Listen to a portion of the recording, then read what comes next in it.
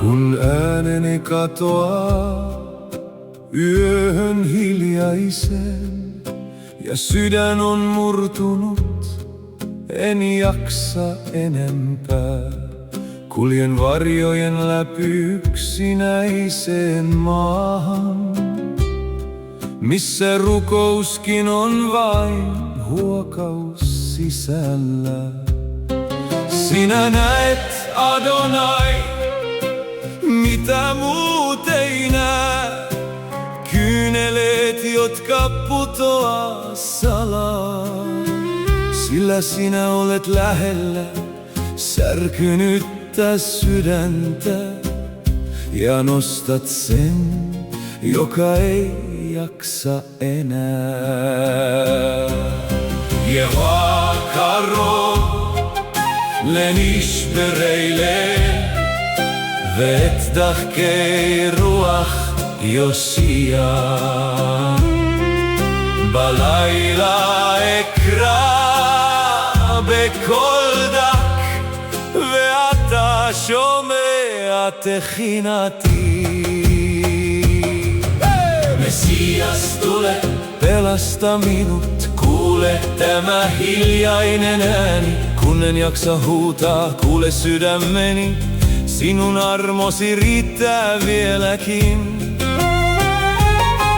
Messias, tule, kosketa meitä, minut ja koko perheeni. Sinun pelastuksesi ei ole kaukana, se alkaa tästä hetkestä.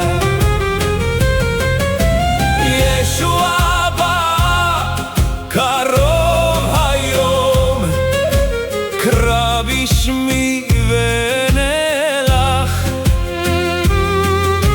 hoshieni ve'et beiti bechesdecha hagadol. Elohai, monet ovat ne päivät, raskaat ja kylmät haavat, joita kannan yksin sisälläni. Mutta sana sanoo, et jätä minua, vaikka kuljen läpi tuskan ja pimeyden. Sinä lunastat askel askeleelta, et aina heti, mutta varmasti. Sillä vanhurskaan tie käy ahdistuksen kautta, mutta lopulta sinä vapautat. Rabot raot sadik humikuulan ja tsiilenu jeva.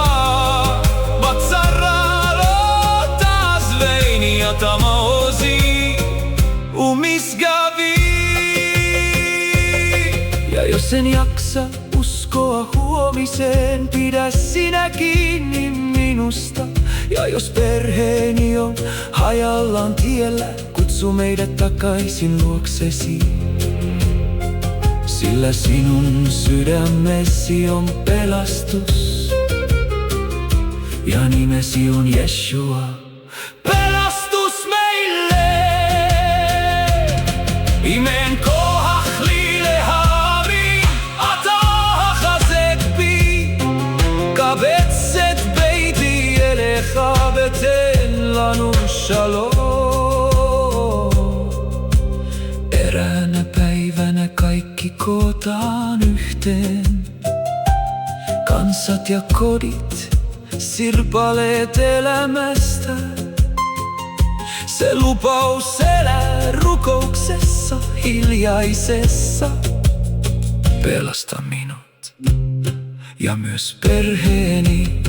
Ja vaikka nyt kuljen kyynelten laaksossa, näen jo valon kaukana. Messias tulee ei vain maailmalle, vaan myös minun kotiini. Ja Hoshiana, ja Hatzlichana, Baruch.